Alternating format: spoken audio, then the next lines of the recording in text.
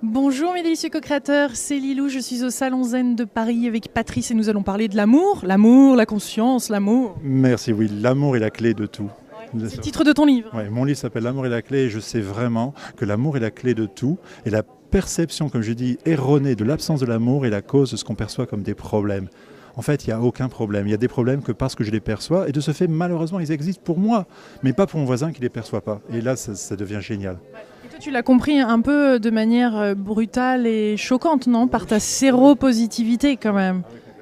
C'est vrai qu'en fait, il y a 24 ans maintenant, j'ai des séropositifs en pré-sida. Et à l'époque, les médecins croyaient que j'allais mourir après 2 à 4 ans. Donc, quelque part, grand bouleversement, je me suis dit, je change ou je meurs. Et donc, c'est vrai que j'ai été voir Louisa à Los Angeles, Deepak Chopra, Marianne Williamson. J'ai fait plein de choses, j'ai été dans les églises. Et quelque part, maintenant, je sais que réellement, les choses sont graves que si je crois qu'elles sont graves. Il ne faut pas leur donner de l'importance ou il ne faut pas commencer à injecter de la peur parce que là, ça y est, ça s'enchaîne.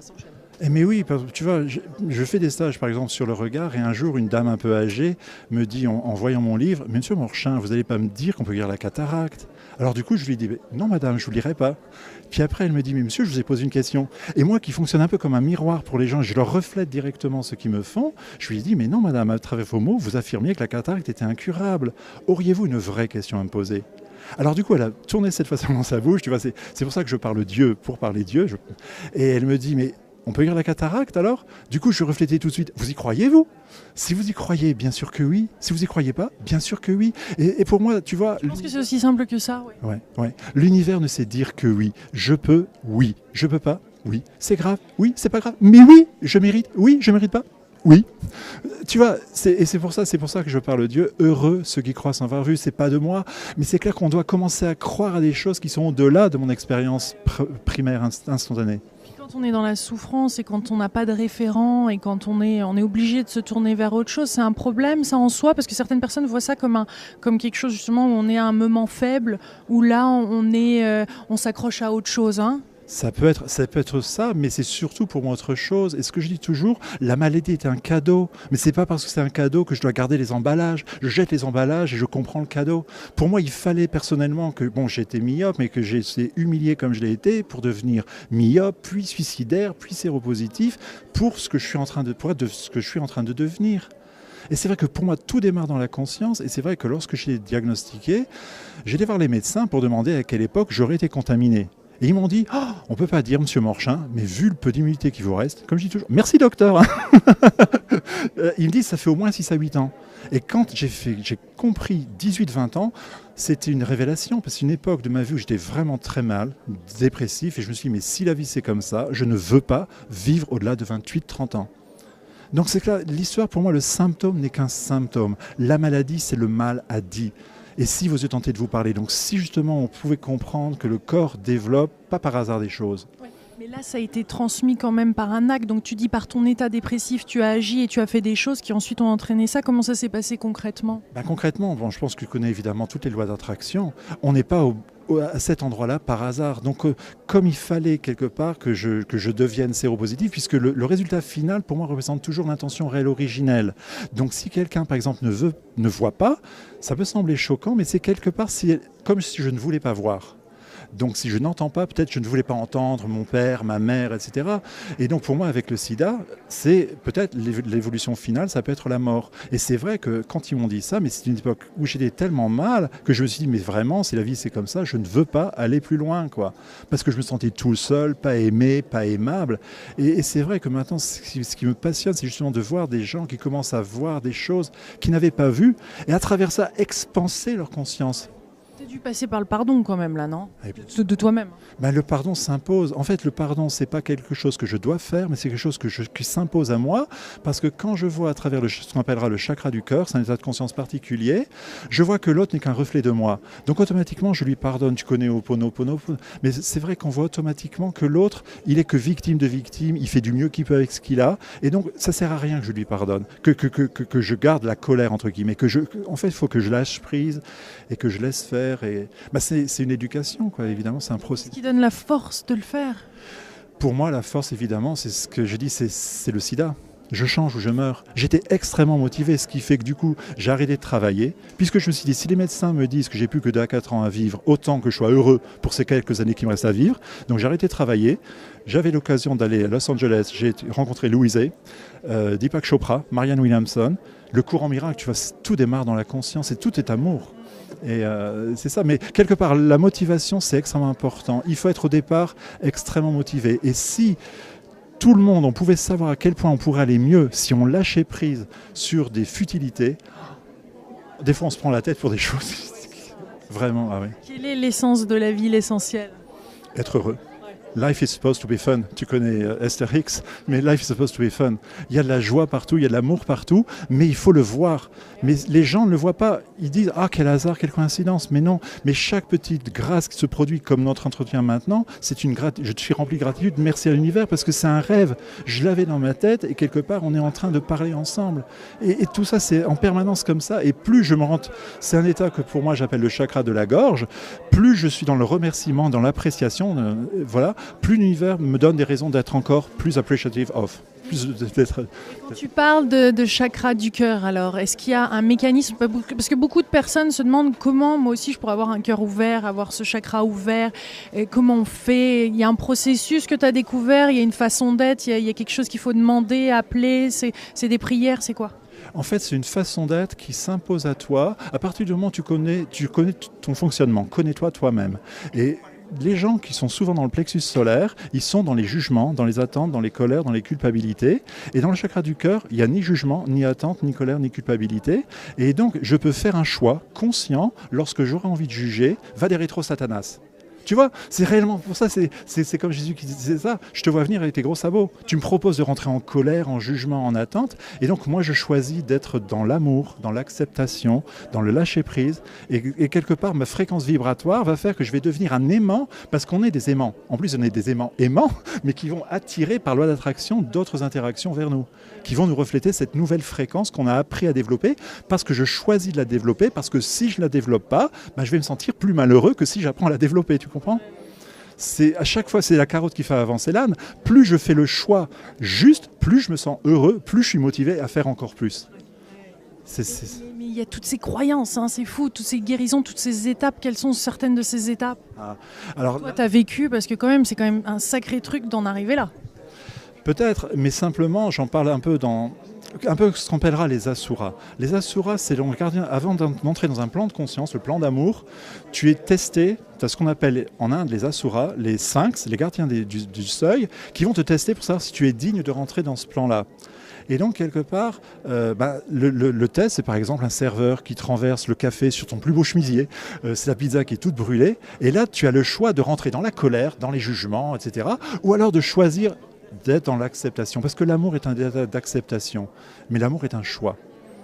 Mais ces tests quelque part ou ces niveaux dont tu réfères, ça se passe en nous aussi. Je veux dire, c'est nous qui les provoquons. Ce jugement-là, c'est nous-mêmes face à nous-mêmes. Est-ce qu'il y a vraiment quelque chose, une entité extérieure pour toi qui nous juge? Non, c'est nous-mêmes. C'est nous-mêmes qui nous reflétons justement. L'univers est comme un miroir qui nous retourne de manière magnifiée toutes les choses que je crois. Donc si je crois par exemple que je ne mérite pas, comme par hasard, je vais y avoir des gens qui me reflètent que je ne suis pas méritant. Mais si je crois que je suis aimable et que je mérite le meilleur, comme par hasard, les gens me reflètent que je mérite ça. Est-ce qu'il y a dans tes séminaires ou quand tu fais des workshops, hein, comme on dit, est-ce que tu donnes un petit exercice à faire justement pour voir qu'on attire ça au quotidien? Est-ce que tu as un petit truc pour les co-créateurs qui écoutent, qui peuvent pratiquer dans la vie, au quotidien, au travail, pour voir qu'en effet, c'est ce qu'on attire? Alors, là, je vous conseillerais à chacun d'être extrêmement vigilant. J'ai été voir Sai Baba en Inde et il disait « veillez, veillez, veillez ». Ce qui veut dire 3 fois veiller sur la qualité de mes pensées et de mes paroles et de mes actions.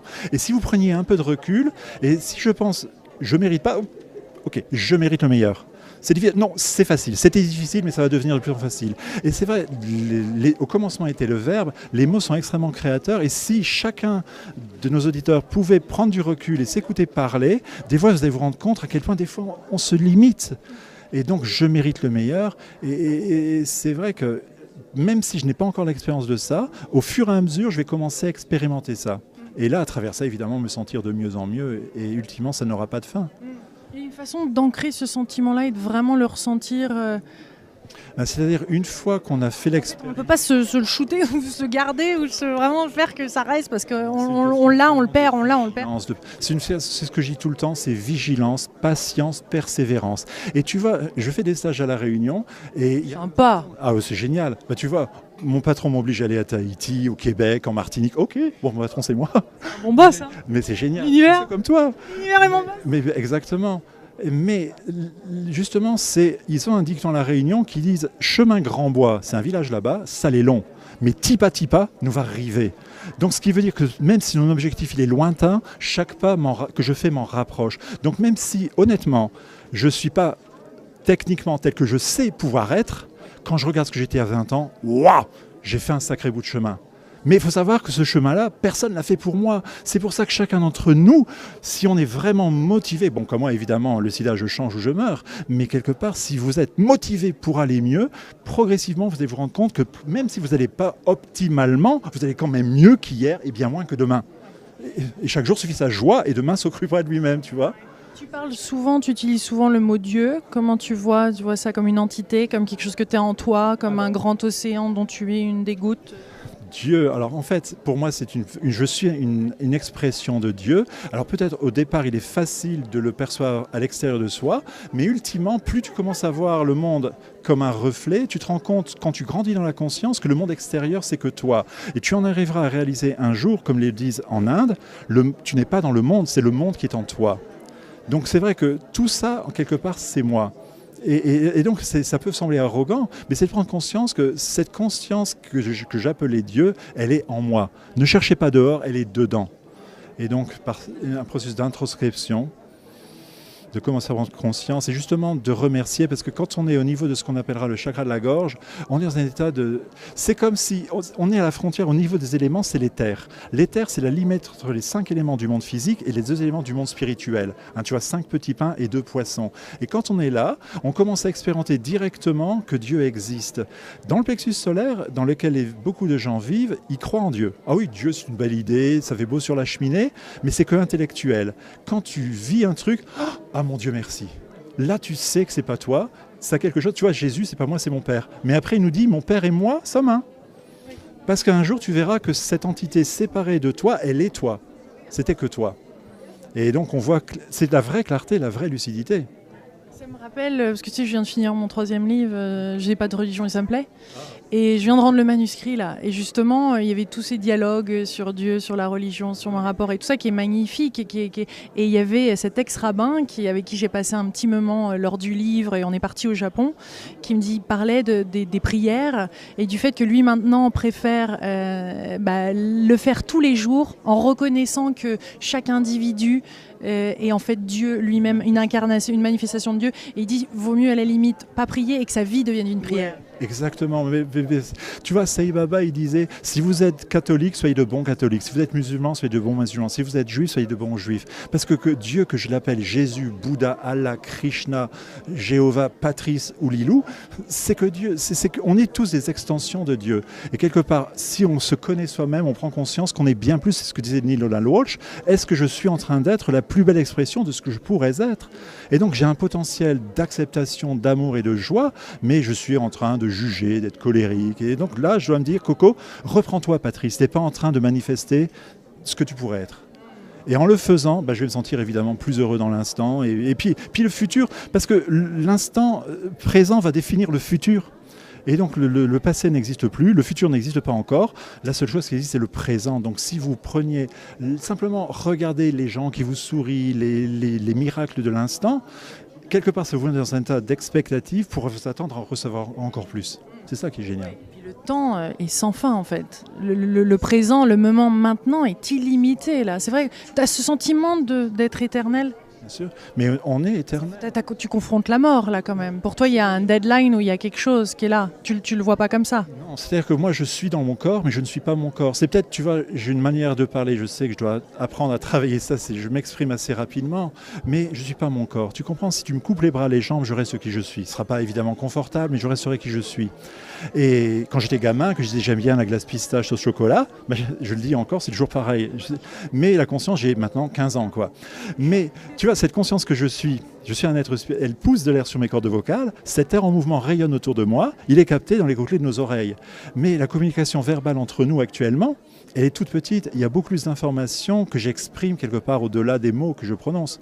Parce que même si j'ai appris à bouger mes lèvres un petit peu vite, je ne parle en français parce que je suis en France. If I were in England, I would speak English because I'm not transmitting information, I'm transmitting love and possibilities because that's all that we are, love and possibilities. Et tu sais, L'amour et possibilité. on est tous de l'amour et Je traduis un petit peu, quoi, parce que on est avec les francophones, là, il y a des bilingues.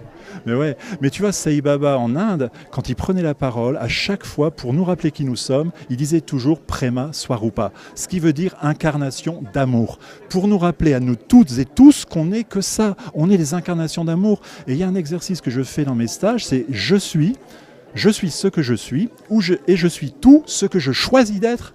Tu vois, c'est moi qui choisis d'être soit un gagnant, soit ce qu'on appellera un perdant. Mais en plus, il n'y a pas de perdant dans l'univers, il n'y a que des joueurs. Et c'est pour ça que Sai Baba disait aussi, la vie est un jeu, jouez. La vie est un rêve, rêvez. La vie est un défi, relevez-le. Et c'est ça l'histoire, c'est qu'on va quelque part prendre conscience qu'on s'était limité, et quelque part, on va se repercevoir. En fait, on se reconnaît, on se reconnecte à soi. Est-ce qu'il y a un dernier message, il y en a plein, mais que tu aimerais dire ou faire passer à toutes les personnes qui écoutent dans le monde entier? Ceci inclut la Réunion, je tiens à le dire, parce que je reçois... Voilà, là, ça leur fait super plaisir, là, ils ont boum, boum, boum, boum, boum. C'est clair. Non, l'amour est la clé. Mais c'est vrai, souvent... C'est le titre de ton livre, l'amour. Ah oui. Là, tout est dit. Tout est dit. Mais quelque part, je dis aussi aux gens, lorsque j'ai un contact avec eux, gardez ça vivant dans tout ce que j'ai dit dans votre cœur. Ou alors, faites votre tri avec tout ça. Mais ce qui est certain, par contre, réjouissez-vous de cela. Vous en vivrez vos choix. Et donc, c'est vrai que pour moi, la vie est un choix. Donc, c'est toujours important de choisir ce qui me rend heureux plutôt que ce qui me rend malheureux. Le verre, il est à moitié vide ou à moitié plein? Free will. Hein. Mais oui, et puis regardez déjà ce que vous avez plutôt que ce que vous n'avez pas. Parce que par rapport au fait d'obtenir ce que je veux, si je dis j'ai besoin, il faut que tu leur dises, j'ai besoin de regarder ses yeux, j'ai besoin d'une voiture, j'ai besoin d'argent, j'ai besoin d'un partenaire idéal, quelque part c'est le meilleur moyen de ne pas l'obtenir. Mais si vous voulez obtenir quelque chose que vous voulez vraiment obtenir, quelque part, dites-vous, je le veux, mais c'est pas grave si je l'ai pas. Mais ce sera super quand je l'aurai.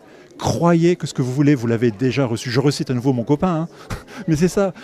Tout a déjà été dit. Il faut croire, et commencer justement à prendre du recul et prendre conscience de l'utilité, parce que des fois, on est en train de couler son bateau. Et dans ces cas-là, il faut prendre conscience que stop, j'arrête ça et je vais me mettre dans un cercle divin plutôt que dans un cercle infernal. Et quand on est dans un cercle infernal, c'est quoi parce que c'est quoi les indices? C'est les indices de la maladie. Je suis malheureux, des relations qui ne marchent pas, des soi-disant problèmes. Mais il n'y a pas de problème, il n'y a que moi qui en perçois. Et dès qu'on change de perception, l'histoire change. Instantanément, tu attires des circonstances vibratoires différentes et voilà. Et c'est pas grave de faire dung dung dung dung, d'aller un petit peu un pas, parce que c'est dur d'être tout le temps comme ça quand même. Tu vois, c'est ce que je mets dans mon livre à un moment donné. Comment est-ce que tu peux savoir que tu es sorti d'un schéma si Dieu ne te fait pas la grâce de retomber dedans? Donc je dois me faire la grâce de retomber dans mes problèmes pour m'en ressortir. Et là je dis, waouh, maintenant je sais que je suis capable de m'en sortir. Je suis capable d'aller à Tahiti, je suis capable de vivre de ce que j'aime. Je suis possible d'être encore vivant. Tu vois, c'est ça l'histoire.